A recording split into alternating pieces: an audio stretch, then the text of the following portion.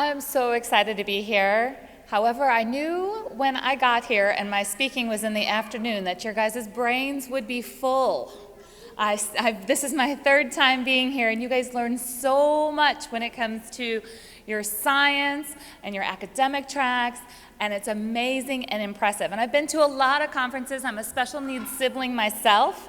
My brother has Down syndrome, so I feel a great connection here to the DUP15Q family just because I come from a similar background of just being all in it as a family. About 20-some years ago, I became a special education teacher because I was determined to change the world from the inside of my classroom after watching my mom and my dad advocate for my brother, trying to find that perfect placement, which, by the way, doesn't exist. Trying to build that perfect IEP, that doesn't exist. So I was determined, I get my bachelor's degree, I get my master's degree, I get 5 different teaching certificates, I jump into the classroom and I go, oh, the system behind the scenes is a little different than what I expected. So I was teaching by day and I was coaching parents by night. That didn't last very long. I decided that my heart was actually working on the outside of the system, helping both teachers and parents and therapists and teams come together to build plans that work in the real world. Because my training did not prepare me for the real world stuff that needed to happen in special education for my brother that I knew was going to have this lifelong disability. It wasn't going anywhere. So we had to work towards preparing him.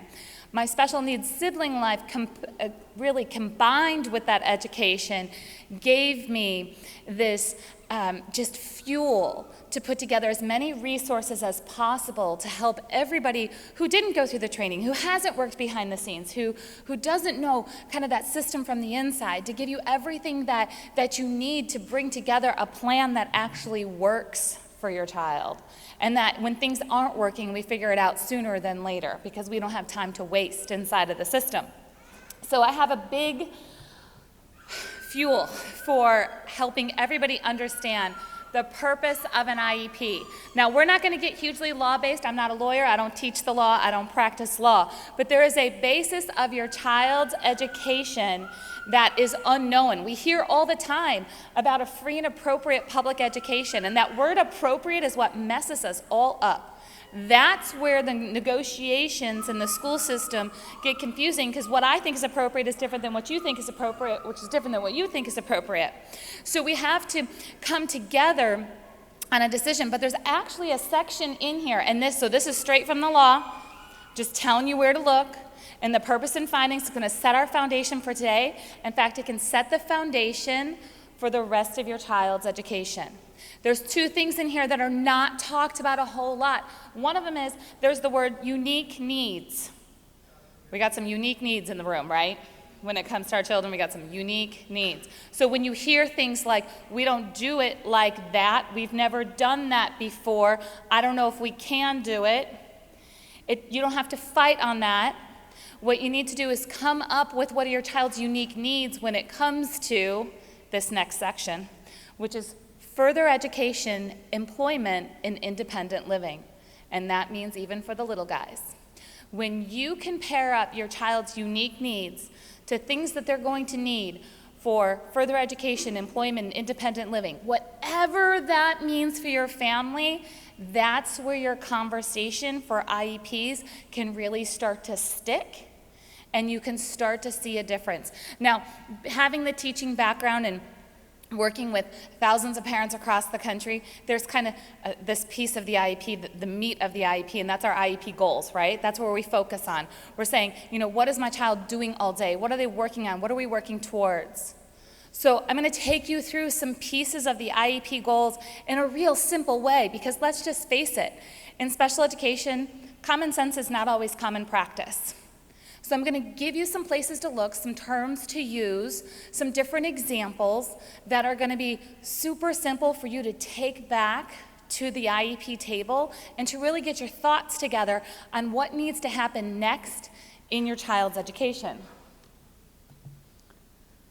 So we have our unique needs, and I want you to really think about those when it comes to the term of education. That's what's going to relate really well. When I talk about collaborative advocacy, I'm talking about making sure that we're speaking the jargon that the team will understand, because if we can learn that quickly, then we can get on the same page and move forward and help your child make those advances in school that you're hoping for.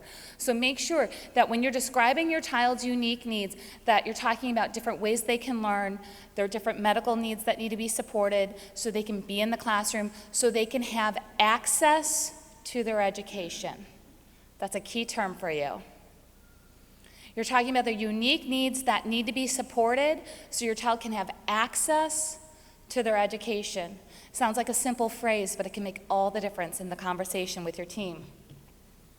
When we talk about further education, employment, and independent living, and when I have an audience for like hours and hours and hours, I have you pull out your IEP and we go through each one of those goals and we say, does this goal fit into one of these three categories? Because we are never going to fit everything that your child needs into an IEP document. Don't ever think that you're going to get every skill into there. What you need to do is really prioritize what needs to happen inside of that document to make sure your child's unique needs are met, they have access to their education, and that they're being prepared for their future. Now, when we talk about IEP goals, I need a starting point. And the starting point is your present levels of performance. On a lot of your documents, it's going to say something like present, current. It's going to say current academic achievement, current academic function. But this is your present levels. This is your starting point where you talk about what your child can do versus what they can't do, meaning that most present levels of performance are based on what a child can't do. The child can't count, the child can't read, the child can't. And if I'm that child's teacher and I pick up that IEP, I go, great, now I know everything that a child can't do, but I don't know where to start. Tell me what they can do. That's an action step that you can take home, open up your child's IEP and say, does this current level of performance say what my child can do? Clearly. Can they count? Do they need prompts? Do they need visuals? Can they read? Do they know their name? Do they know their letters? What type of data do we have to support that? But I really want to focus on what they can do versus what they can't do. Now I'm going to give you a little secret, and I might have some teachers in the room, and they'll be nodding their heads if I say this. But when you become a teacher, even a special education teacher, 5 different teaching certificates, 6 years of school, they don't teach you how to write an IEP. They don't. Look at, see, there's my teachers. Nope. We have to pretend like we know what we're doing when we sit down at the table with you. Like, yeah. So for everybody who's felt intimidated, like these are the experts, absolutely. Do I feel like, even the beginning, do I feel like I was an expert that I could teach the numbers, I could teach the reading, I could teach? Yes, I could do it, but did I know how to write it in a way that it needed to be written for success for the child? No. I looked at the IEP and I went, well, the teacher said this last year, it must have went well. So when we teach the team to talk about what they can do, then we're starting to shift the conversation to your child's strengths. We're starting to shift it to what needs to happen. So the emotional side of it is, I don't need to hear everything that my child has deficits in. Stop telling me that I cry enough. I'm done. So what I really want is a strengths-based IEP. So here's my teacher hat, right? This is my special needs sibling hat. Stop. Stop talking about all the negative stuff. I'm done. Just tell me what you're going to teach my brother, right? And then here's my teacher hat where I'm like, I'm going to build a strengths-based IEP based on where the child is at and where they're going. So it just changes. So when you turn from the conversation of I'm tired of hearing everything my child can't do, and you turn into let's talk about what my child can do and how we're going to build a strength-based IEP, just using those different words starts to connect and take away some of that emotion on the table, which is so hard. It's like you're not allowed to have feelings as a parent at the IEP table, right? You have to use the jargon, speak the language, and then you can feel about it later. So when we talk about present levels of performance being meaningful and showing proof, meaning I don't want to know about present levels of performance that don't have anything to do with the goal that we're actually working on. You might be surprised. There's a reason that I have that up there, because you're going to read the present level of performance. You're going to say, I think this might be addressing what they're talking about, but I'm not really sure. If you're not really sure, then it's not a meaningful level of performance. We just need to refocus. Remember, I'm telling you that there's no huge amount of training on how to write IEPs. You have to direct that. I know you're thinking on top of everything else. Yep. Can't change the system right now. I'm working on it. Show proof. Show the data. This can't be an opinion. In my opinion, or I feel Johnny can read 10 words. I feel, I think. Teachers shouldn't have feelings or those type of things in that present level of performance either. We need to have data. This is a huge piece. This is where you can really take down some of that anxiety, wondering, where's my child at and what's going on? There's a piece in every goal that has a starting point. If you're confused at all, if you're worried at all, if you're overwhelmed at all with what to do in your child's IEP, you start with, where's my child at? And get those numbers and get that data, and then we go from there. Annual goals is where we're going to go. But here's my question for you. We're going to have, what is your child going to achieve in 1 year? First of all, nobody has a crystal ball. Everybody's making their best educated guess in there. That's okay. Just so you know, I would rather have your child meet a goal in 6 months than take 2 years to do it. So I'd rather have something that's very attainable, and I don't mean lower expectations. I just mean that I want to be realistic of what we may be able to achieve in 12 months, and if we need to rewrite it sooner, we can. It's a living document. It's not written in stone. You don't write it once and leave it. You can call an IEP meeting at any time. But my question is, when you're writing an annual goal, if you're writing it now for 1 year, is your child going to need that skill in 5 years? It's a question to ask yourself. If your child doesn't need that skill in 5 years, it's not a great place for it inside of the IEP. We've got so many things we could work on, so let's take that one out. There's a place in your child's goals that talks about who's responsible. Because a lot of times, I think my child's doing something, I don't know who to talk to about this. Who's taking the data? When is this happening? How is this goal happening? There's a place somewhere in every IEP. Everything that I'm telling you right now is valid in all of the states. I've been doing this for over 20 years. Are there state-specific things? Absolutely. This isn't one of them. So who's responsible for the goal? If you can't find it on the goal sheet, ask. Don't ask in the middle of a heated discussion with the teacher, though. Ask before you get to that point of frustration. Okay? So who's responsible? How often are they working on it? How often are they taking data? Do I expect a teacher to sit down and take data every time they work on a skill with a child? Most of the time, no. I want regular intervals of data. Sometimes the intervals will actually be shorter. They don't have to be exact intervals. Sometimes it's like, I'm going to take this 3 days in a row because we're on a roll. Let's see where we're going.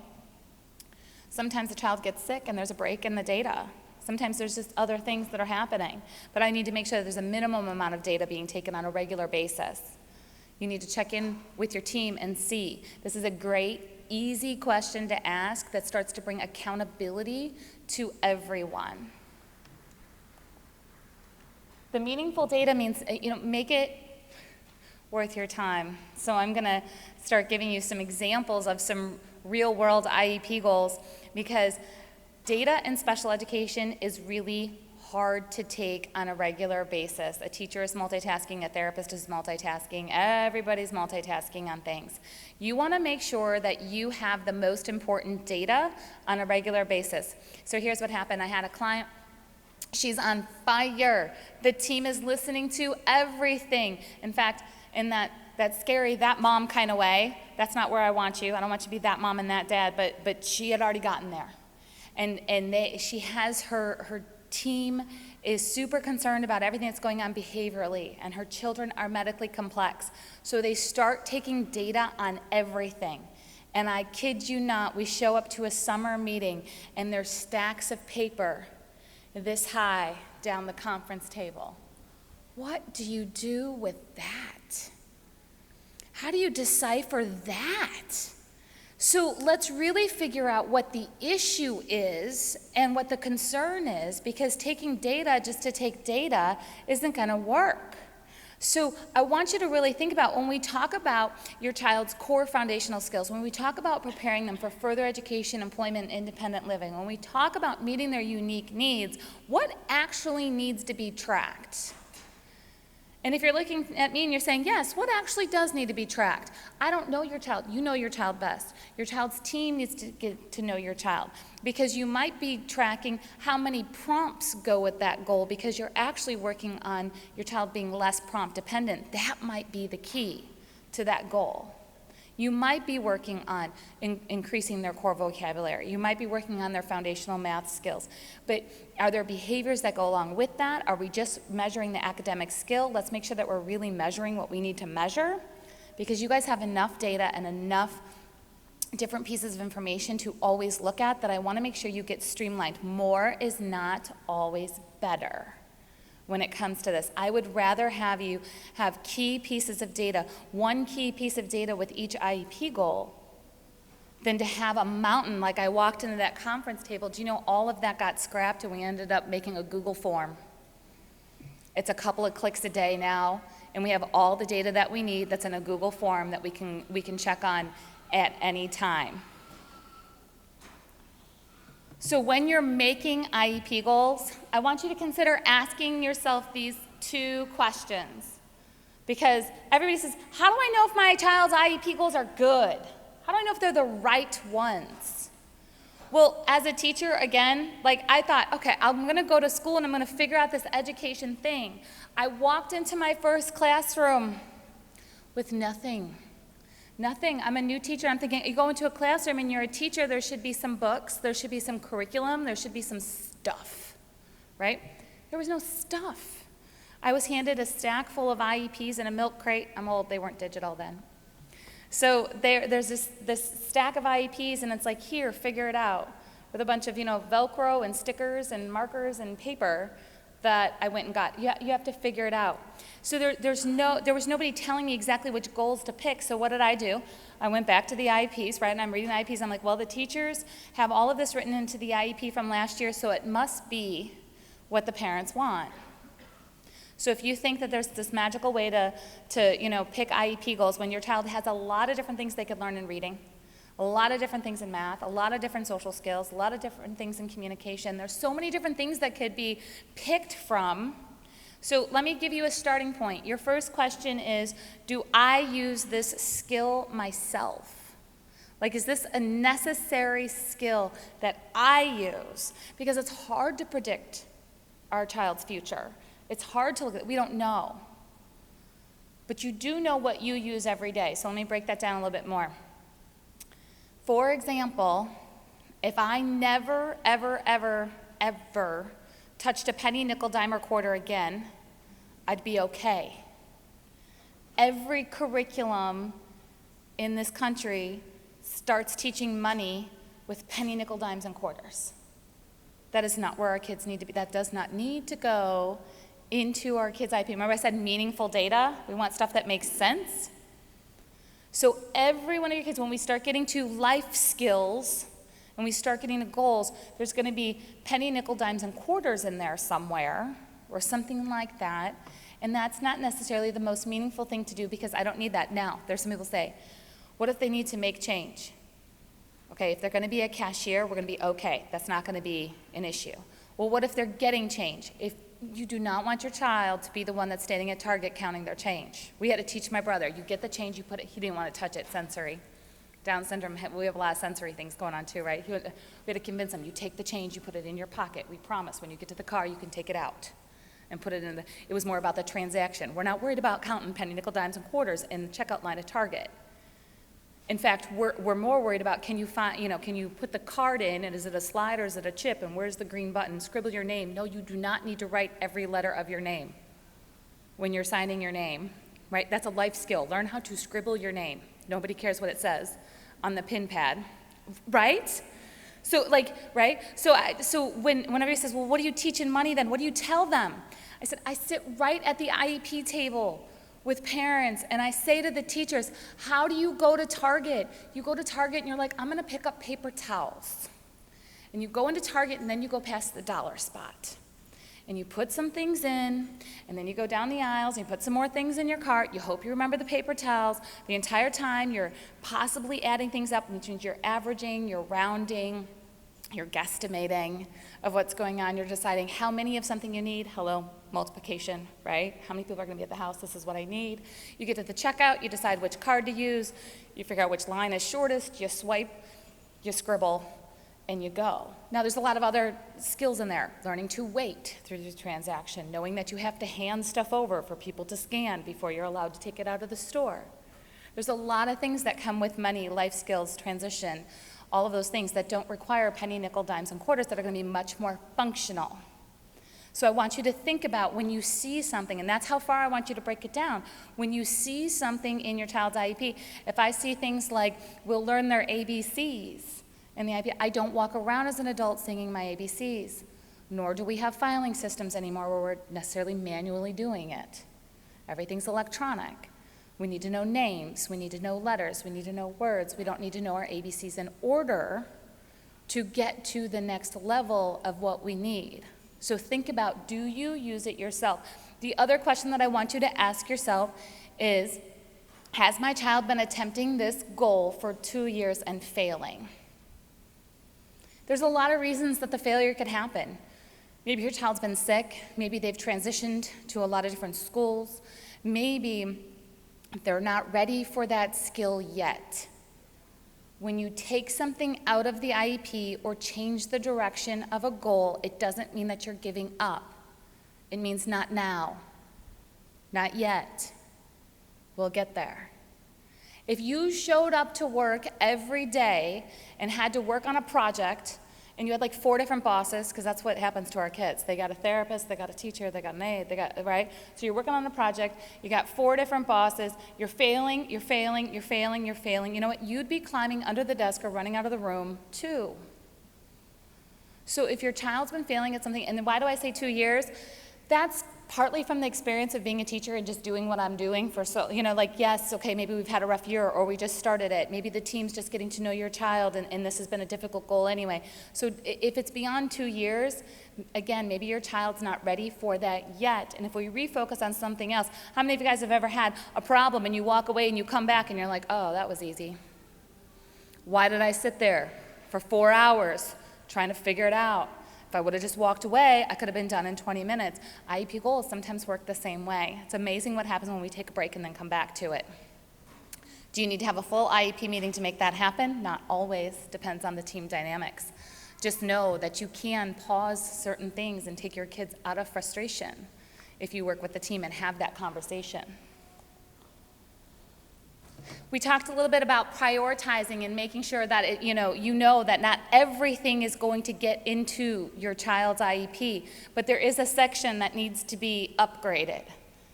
In every IEP that I've ever seen, for the first time, there's a section in your child's IEP that's labeled something like, I call it a parent input statement, because that's a nice general term that we understand what it means.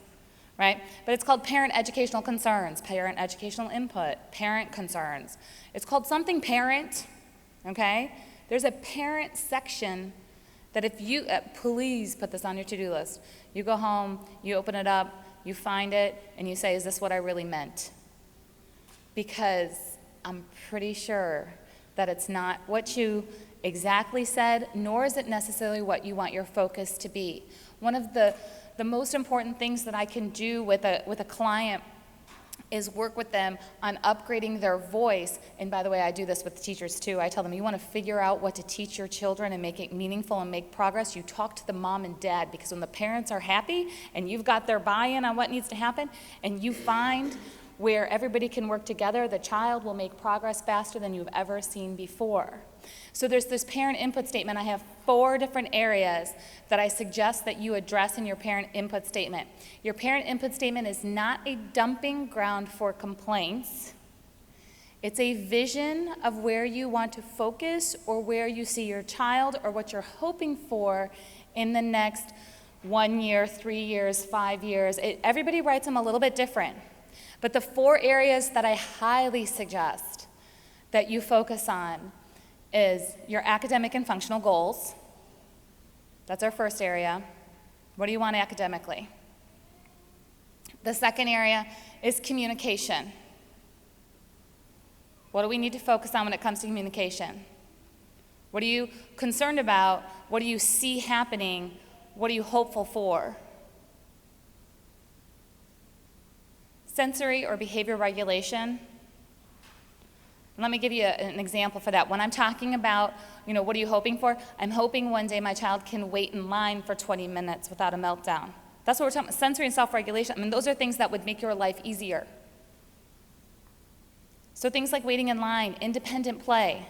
I hope my child can play for 20 minutes by themselves so I could cook dinner. So sensory and self-regulation. And then the third one is your peers/community relations. What type of peer involvement, community involvement do you see for your child? Some of you guys hear these and you're like, aren't these obvious? No, because again, what I want for my family, for my children is different than each of you. Some families love to go on vacation and they love to go to big parties all the time and they love to do all of these things and go out and socialize, or I wish I could go to the neighborhood block party. I don't want to be at the neighborhood block party, not even with my kids that maybe aren't struggling with things. That's not my thing. So that's not going to be in my parent vision statement. I want other things. So what fits your family core values for what your child needs to be able to participate at their highest level in further education, employment, and independent living. So those 4 categories that I gave you, they go in alignment with further education, employment, and independent living. Now, let's talk a little bit about what's happening if your child's not making progress. I said this, we do some collaborative advocacy, some things that you can bring up when you're a little concerned that things aren't going the right way. One of the things, first places that I go, this is not your standard write a letter, then write another letter, then tell them you're going to take them due process, then yell, then scream, then go sit in the office and don't leave. All of those advocacy strategies, you can hear those anywhere. Go on Facebook, right? You'll hear all those strategies. These are the things that I'm going to ask you to ask the team to get to the root of what's happening, so hopefully you can avoid those processes and get out of the crisis before it even starts.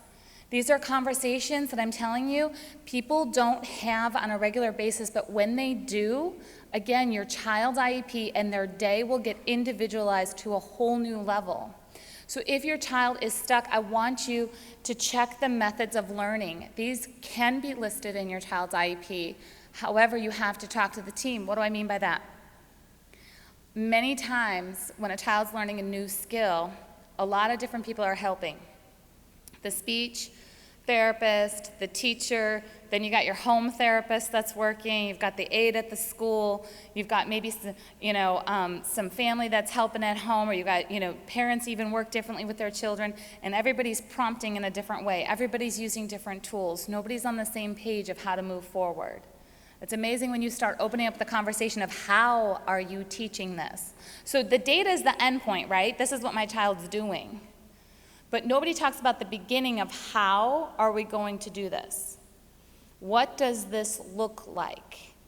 If you've ever had that conflict where it's like, they say my child does this at school, but I never see it at home. Or my child does this at home, but they say he can't do it at school. That's a how. That's a check the methods of learning, check the methods of prompting. That's a huge piece. The other thing is to check your child's schedule, especially for our very complex students. A lot of times their schedule is either too relaxed or too hectic. There's too much downtime or there's too much hustle. And many times within the school day, the team doesn't realize how many transitions are happening because there's nobody that actually does your child's schedule except for them, right? So the teacher's like, okay, this is where the child needs to be, and then I'm gonna go off and, and have my 20-minute lunch, and then the therapist is gonna come in, and these could be transitions out of the room or transitions into the room. You wouldn't believe how many IEP conflicts are actually solved when we solve a child's schedule to fit what they need for their unique needs to access their learning. And sometimes that means putting all their academics in the morning. Sometimes that means alternating and putting more sensory breaks in there. Sometimes it means adding more staff. Sometimes it means taking staff away. There's a lot of different ways to check a child's schedule, their supports, their transitions, on top of then what are they doing? That was our last one, check their methods. How are they doing this? And that, when we streamline a child's day, can have great outcomes. If your child's melting down when they get home off the bus, this is the first one we start with. What does their day look like? And how do we at least start fixing their afternoon so they don't come home a hot mess to you? The other thing is our home to school communication plan. Do you guys have a homeschool communication plan that's written into your child's IEP? You can. So far everybody said, I just wish the teacher would talk to me. If you are going to be an equal IEP team member, you need to know what is happening in your child's school day. This means more than a behavior sheet that has happy faces and sad faces on it. There's always somebody, yes, I've been trying to say that. Get rid of the happy and sad faces. First of all, if you were followed around all day with a clipboard and somebody was judging you with happy and sad faces, how would you feel? How about at the conference if I follow you around and see how much you're on task versus off task? Doesn't count here. I know you guys are on task 100% of the time. I'm good. So that form of judgment is not what I'm talking about when I'm talking about home to school communication. This is another piece that can actually be individualized to what information you need at home. Some parents need to know if their child ate lunch. Some parents don't care. That's okay. Whatever works for you. Some parents need to know about bathroom breaks. Some need to know about behaviors when it comes to outbursts. Some need to know how much they're participating on the playground, and some need to know how long they stayed in class a day without wanting to leave. There's all different information. There's all different information. What's important to you? If you're getting home a daily sheet and you don't like the information on it, change it. And you can always say to the teacher, if you feel like you need to send this home, okay, but something like, and what's those pieces of information? Here's what I always suggest. Here's one thing that I love to see on every home to school communication sheet. 2 or 3 things that the child did that day in school, because I don't care what your child's communication abilities are, you want to talk to them about their school day. Your kid knows when you're tuned in to what happened during their school day. Let us know what book you read in class. Let us know there was a fire drill. Let us know something. Let us know that we all sang happy birthday to a classmate. It doesn't all have to be just very special ed kind of home to school communication. You want to talk to your, how was your day today? You're talking to them. Hope you had a good day today. And then you're like, you don't have anything to say to them about it most of the time. And again, no matter what your child's communication capabilities are, my children, what'd you do today? I don't know. Give me something to work with. So get something on that home to school communication sheet so you can start building that communication between home to school so you can be an equal member of your child's IEP team. Couple of things that, just from experience, having been a teacher, I can tell you, one of the best things that happened is when a parent came up to me during my first couple of years of teaching and said to me, things aren't going to go perfect all the time. My child's going to get stuck. My child's going to have a bad time, bad days, bad weeks. That's okay. It's okay if you share with me when things aren't working. It's not okay if you lie to me about it. This was the beginning of the school year. I was like, this mom has been burned. Remember, I grew up with a special needs mom. I recognized it. Mom's been burned. Mom's been lied to. Mom's been told everything was okay when it wasn't okay. So she says, and I was like, okay. Now that doesn't mean I told her every time there was a bad day, but I knew that it was okay for me to go to her and say, you know what, we need to switch some things up. We're going to try something else, and it may or may not work. But I needed that parent to tell me that so I knew I could go to her. I can tell you with 100% confidence that I had some parents of students that I could not do that with. If I would have told them that, I would have been a bad teacher. I should know better. I don't know how to do my job. You know your kid better than I do. I shouldn't be getting it perfect. If I'm actually going to be a good teacher, I'm going to admit that I can't get it perfect all the time, and I want to work with you on that. But that conversation that the mom had, maybe you don't have to be as blunt as her. I'm going to come to that when it goes to that. But give your child's team permission, and I mean like verbal permission, to let you know when things aren't going well.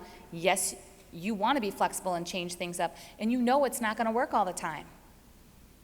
But sitting on that for 60 or 90 days before an update comes out, or worse yet, waiting for that annual review to say we didn't get very far, that's hard to hear as a parent. Well, then what were we doing all year? But you have to give permission, because I will tell you, again, not everybody's like you guys. Not everybody's kind about the way they deliver a message. And I had a parent, first year of teaching, that didn't like the way things were going in the school. He was promised one program, and instead he got me. And I couldn't do anything about that. I was hired to run a certain program. His child got put into my program. That's my job then, to teach the child, individualize it, follow the IEP. Didn't like it so much that he tried to right hook me in the principal's office. So when I say, I ducked real fast, literally pretty much ran down the hall into a science teacher's classroom and hid as he went walking down the hall trying to find me. You guys think that that's a, once in a lifetime kind of story? You sit and talk to special ed teachers and therapists. There are versions of that everywhere, which means when you can create a safe place for your team to work with you and create change, you will get further. A lot of the times, the reason that you're having conflicts, that you're not seeing things individualized, you're not getting your home to school communication, you're not seeing the progress that's needed, is because they're struggling on the other side and they don't know if it's okay to talk to you about it. So be the family that opens up that conversation. One of the things that I think is so important, and we're just about at the end, and then we're going to do some Q&A, and then I have a table out there so we can finish up Q&A, because a lot of you guys won't want to ask me questions in this environment, and that's okay. Review the terms. Terms is my term. I'm going to tell you what it stands for, and here's why. Because people ask me all the time, how many goals should be in an IEP? What should it really, is this IEP good enough? Does it meet my child's needs? Can it really all be done? So here's what we look at. Your IEP document as a whole needs to work, right? We're never going to work on 25 goals every day and see progress on all of them. So when I look at your IEP as a whole, how much time do all of these goals take up? Because if you plan goals that take 10 hours a day to try to get to them, and your child's at school 6 hours a day, you're setting everybody up for failure. And I've seen those documents. Okay, more is not always better. So how much time, how much energy does it take? That means for your child too. If you put all of the hardest goals, all of the things that focus on all the biggest deficits and all the biggest weaknesses, your child's going to be miserable, okay? It is okay to build some goals around preferred activities. It's amazing how far a kid can go in reading when they're reading some things that they like, or communicating about things that they like, or counting things that they like. So by energy, that's for you, for both the team and for the child.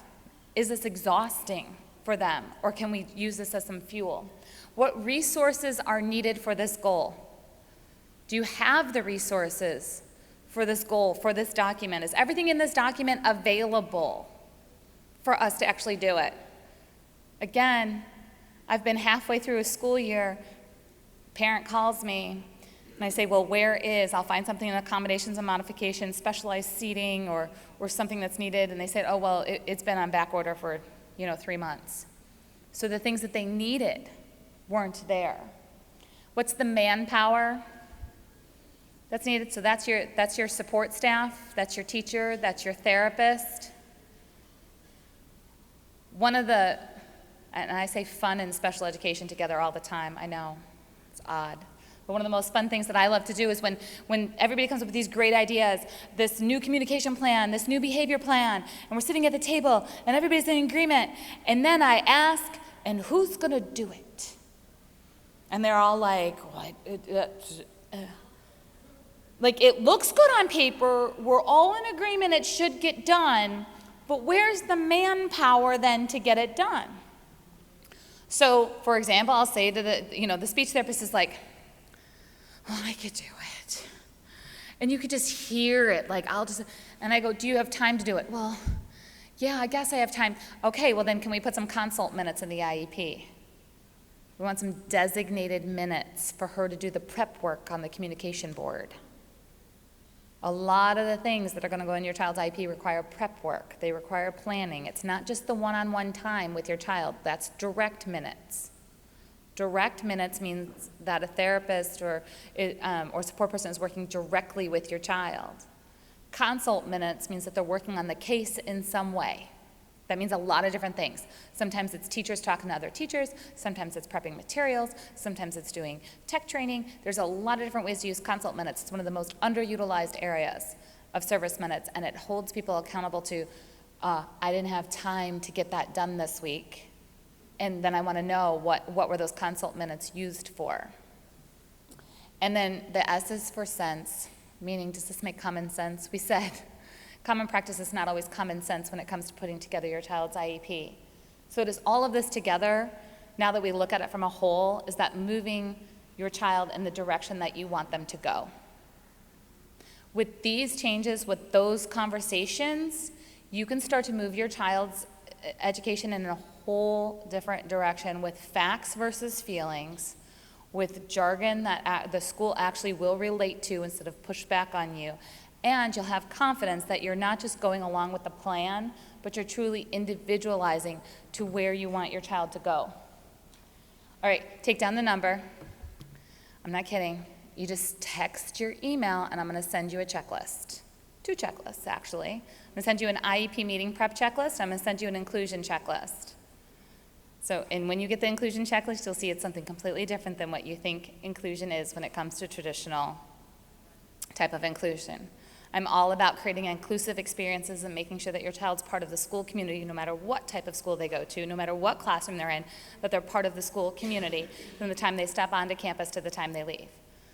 So instead of sending you home with more papers today with that, I'm just going to email them to you so you can have them and keep them and print them over and over and over. And that's where you can find me. So you guys, I'll be out at the table out there. I'll take some questions here. With that, just a couple of things to know, that you can work with me online in what's called the Special Education Inner Circle. And then you can also, I teach people to do what I do locally in communities, and it's called the Master IEP Coach Mentorship. So I work online teaching, and then I'm building entire networks for you across the country. So you have people that you can go to that will sit with you at Starbucks and look through your IEP and look for these key pieces and help you write parent input statements and look at all of these different sections of the IEP that truly make a difference and help keep you out of crisis or bring you through some of those sticky conversations.